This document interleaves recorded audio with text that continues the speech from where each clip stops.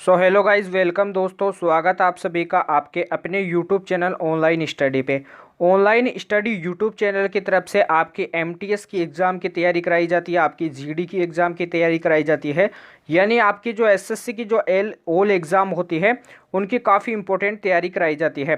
तो आपको क्या करना है, वीडियो को एंड तक देखना है, वीडियो को बीच में स्किप करके नहीं जाना है, क्योंकि इसमें ऐसे मोस्ट इंपॉर्टेंट क्वेश्चन है जो एग्ज़ाम में काफ़ी बार पूछे ही जाते हैं। तो आपको क्या करना है, वीडियो को लाइक करना है, वीडियो को शेयर करना है। अभी तक जिन बच्चों ने चैनल को सब्सक्राइब नहीं किया है तो चैनल को सब्सक्राइब कीजिए।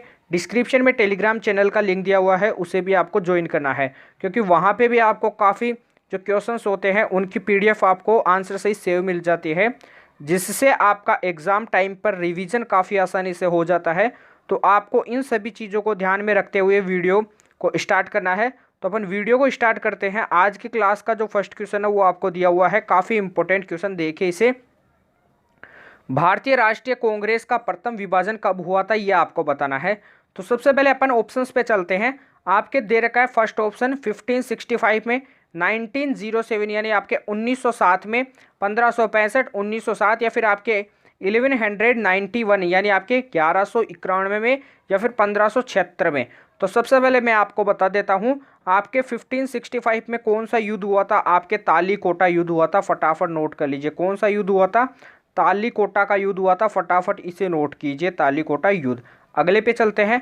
1907 आपका राइट आंसर है। इस दिन क्या हुआ था, भारतीय राष्ट्रीय कांग्रेस का प्रथम विभाजन हुआ था आपके 1907 में, नोट कीजिए। राइट आंसर आपका बी ऑप्शन। 1191 में क्या हुआ था, त्राइन का फर्स्ट युद्ध हुआ था, इसे भी नोट कीजिए। क्या हुआ था, त्राइन का फर्स्ट युद्ध हुआ था। फटाफट नोट कीजिए।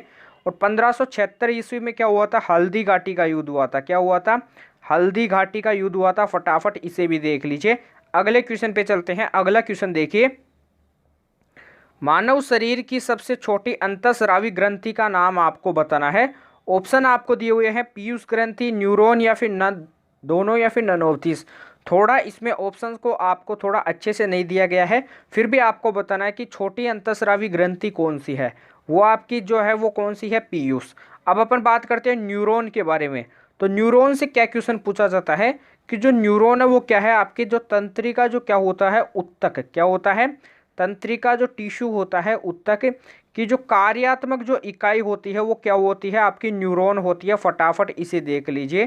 तंत्रिका उत्तक की जो कार्यात्मक जो इकाई होती है वो आपकी न्यूरॉन होती है। फटाफट देख लीजिए। अगले क्वेश्चन पे चलते हैं। अगला क्वेश्चन देखिए, दिलीप ट्रॉफी किस खेल से संबंधित है, आपको बताना है। उससे पहले आपको बताना है कि सी के नायडू कप किस खेल से संबंधित है। फटाफट बताइए।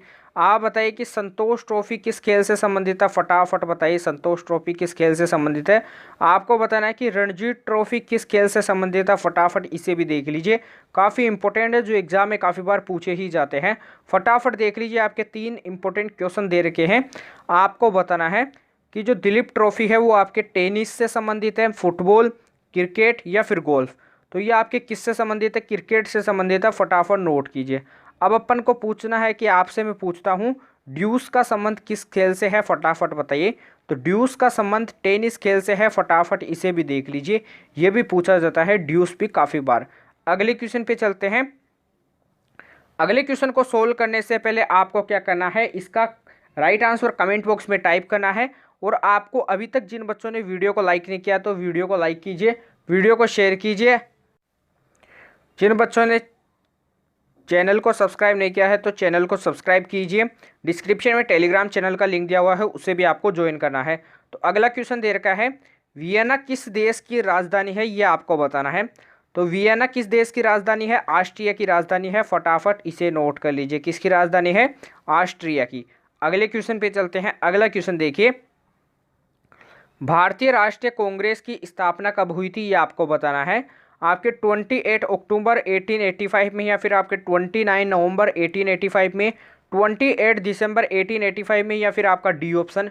तो फटाफट कमेंट बॉक्स में टाइप कर दीजिए आपका जो आईएनसी है यानी भारतीय राष्ट्रीय कांग्रेस है, इसकी स्थापना कब हुई थी। तो इसकी स्थापना हुई थी आपके 28 दिसंबर 1885 में हुई थी। फटाफट आपको नोट करना है। Right answer C option. अगले क्वेश्चन पे चलते हैं। अगला क्वेश्चन देखिए फटाफट, साइंस का क्वेश्चन दे रखा है जो एग्जाम में काफ़ी बार पूछा जाता है। डोपलर प्रभाव किससे संबंधित है, ये आपको बताना है।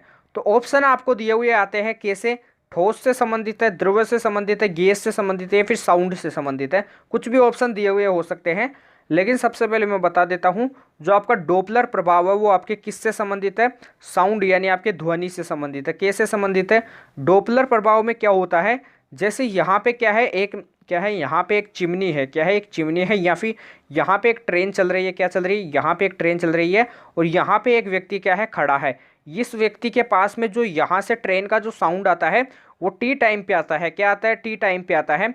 तो इसी टी टाइम पे आने वाले साउंड को ही क्या कहा जाता है, डोपलर जो प्रभाव होता है, इसमें क्या किया जाता है, स्टडी किया जाता है।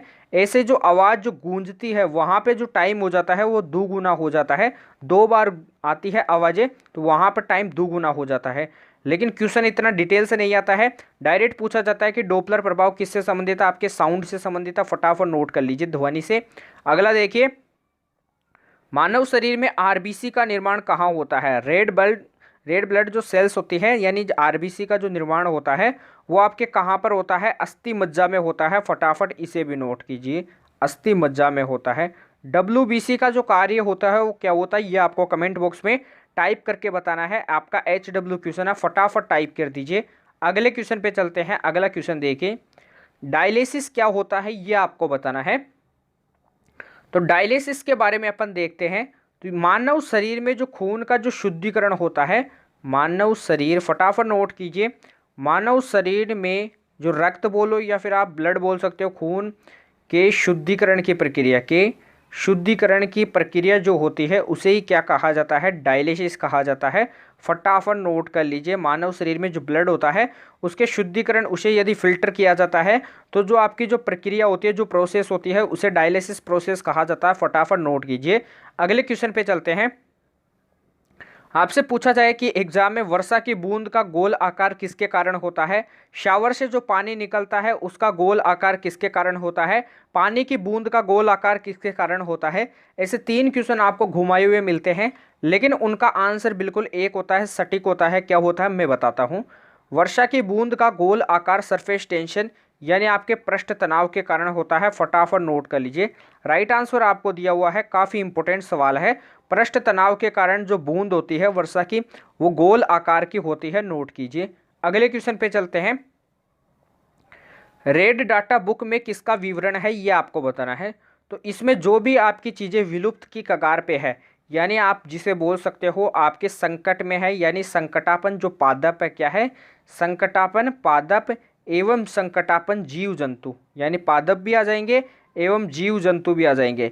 जैसे आप जीव जंतुओं की बात करते हो तो उनमें आपका एक आ जाता है डोडो पक्षी, क्या आ जाता है, डोडो पक्षी, जो आपकी संकटापन जाति में है। फटाफट नोट करना है। अगले क्वेश्चन पे चलते हैं। असहयोग आंदोलन का प्रतीक चिन्ह क्या था, ये आपको बताना है। सबसे पहले कमेंट बॉक्स में बताइए कि असहयोग आंदोलन कब हुआ था। फटाफट नोट कीजिए, असहयोग जो आंदोलन था वो आपका कब स्टार्ट हुआ था, फटाफट कमेंट बॉक्स में टाइप कर दीजिए।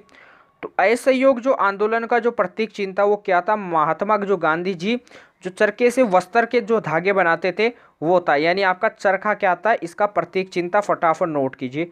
कमल किसका प्रतीक चिन्ह था, फटाफट ये भी आपको बताना है। कमेंट बॉक्स में फटाफट टाइप कर दीजिए कमल किसका प्रतीक चिन्ह था, फटाफट नोट कीजिए। अगले क्वेश्चन पे चलते हैं। दादा साहेब फाल्के पुरस्कार किस क्षेत्र में देते हैं, ये आपको बताना है। उससे पहले आपको वीडियो को लाइक करना है, वीडियो को शेयर करना है। तो बताइए कि दादा साहेब फाल्के पुरस्कार सिनेमा में देते हैं, खेल में देते हैं या फिर साहित्य में देते हैं या फिर नन ऑफ दिस। तो दादा साहेब फाल्के पुरस्कार आपके किस में देते हैं, फिल्म में देते हैं। किस में देते हैं, फिल्म में। तो right answer A option, cinema में देते हैं। किस में देते हैं, सिनेमा में। Right answer A option. अगले क्वेश्चन पे चलते हैं। अगला क्वेश्चन देखिए, शक्ति स्थल किनकी समाधि स्थल का नाम है, फटाफट आपको बताना है। तो जो शक्ति स्थल है वो किनकी समाधि स्थल का नाम है, इंदिरा गांधी की समाधि स्थल का नाम है। फटाफट नोट कीजिए, इंदिरा गांधी की। अगले क्वेश्चन पे चलते हैं। उससे पहले आपको बताना है कि जो महात्मा गांधी थी इनकी समाधि स्थल का नाम क्या है। शक्तिपीठ किनकी स्थल, शक्तिपीठ तो अपन ने बात कर ली है। राजीव गांधी जी की जो समाधि स्थल है उनका क्या नाम है, फटाफट आपको कमेंट बॉक्स में बताना है। अगला क्वेश्चन देखिए, जय हिंद का नारा किसने दिया था, ये बताइए। तो महात्मा गांधी जी ने दिया था, सुभाष चंद्र बोस ने, भगत सिंह जी ने, या फिर बंकिम चंद्र चटर्जी ने। तो सबसे पहले अपन बात करते हैं कि नारा किन्होंने दिया था। तो सबसे पहले महात्मा गांधी ने किनका नारा दिया था? करो या मरो का नारा दिया था। फटाफट इसे नोट कीजिए, किसका नारा दिया था? करो या मरो का। सुभाष चंद्र बोस जी ने किसका नारा दिया था? जय हिंद का नारा दिया था। फटाफट इसे भी नोट कीजिए। भगत सिंह ने किसका नारा दिया था? इंकलाब जिंदाबाद का नारा दिया था। फटाफट इसे भी नोट कीजिए, किसका दिया था? इंकलाब जिंदाबाद का। बंकिम चंद्र चटर्जी ने किसका नारा दिया था? वंदे मातरम का नारा दिया था। इसे भी नोट कीजिए। तो राइट आंसर क्या है आपका? सुभाष चंद्र बोस है। जय हिंद का नारा किसने दिया था? सुभाष चंद्र बोस ने। अगले क्वेश्चन पे चलते हैं। संतरों का शहर किसे कहा जाता है, ये आपको बताना है। तो सबसे पहले बात करते हैं कि लीची का शहर किसे कहा जाता है। तो बिहार का जो मुजफ्फर जो स्थान है उसे क्या कहा जाता है? लीची का शहर कहा जाता है। नोट कीजिए। नागपुर की बात करते हैं तो इसको क्या कहा जाता है? जो आपका नागपुर है इसे संतरों का शहर कहा जाता है। फटाफट नोट कीजिए। नासिक को क्या कहा जाता है? अंगूर का शहर कहा जाता है। इसे भी नोट कीजिए। और सूरत को क्या कहा जाता है? सूरत को डायमंड सिटी कहा जाता है। फटाफट नोट कीजिए। क्या कहा जाता है? डायमंड सिटी कहा जाता है। फटाफट नोट कीजिए। तो क्वेश्चन बन जाता है डायमंड सिटी किसे कहा जाता है? सूरत को कहा जाता है। अगले क्वेश्चन पे चलते हैं। सूरत किस नदी के किनारे बसा हुआ शहर है, ये आपको बताना है। तो सूरत आपके ताप्ती नदी के किनारे बसा हुआ शहर है। फटाफट नोट कीजिए। किस नदी के किनारे बसा हुआ शहर है? ताप्ती नदी के किनारे बसा हुआ शहर है।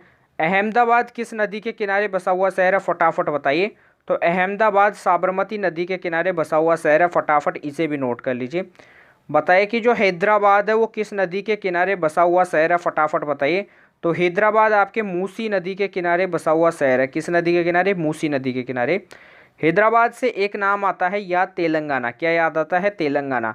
तो तेलंगाना से क्वेश्चन पूछा जाता है कि जो आपका तेलंगाना है वो आपके 2 जून 2014 को 2 जून 2014 में आंध्र प्रदेश से क्या हो जाता? आंध्र प्रदेश से अलग होकर बनाया गया था। क्या हो जाता? अलग होकर बना था। आंध्र प्रदेश से अलग होकर बना था। तो क्वेश्चन बन जाता है कि जो तेलंगाना था वो आंध्र प्रदेश से अलग कब हुआ था? आपके 2 जून 2014 को अलग हुआ था। इसी कारण 2 जून को कौन सा डे बनाया जाता है? तेलंगाना दिवस मनाया जाता है। कौन सा डे बनाया जाता है? तेलंगाना दिवस। फटाफट इसे भी नोट के लीजिए।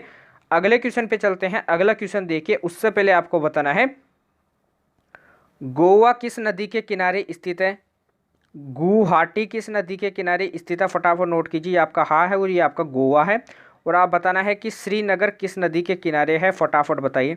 गोवा आपके मांडवी नदी के किनारे है। फटाफट देख लीजिए।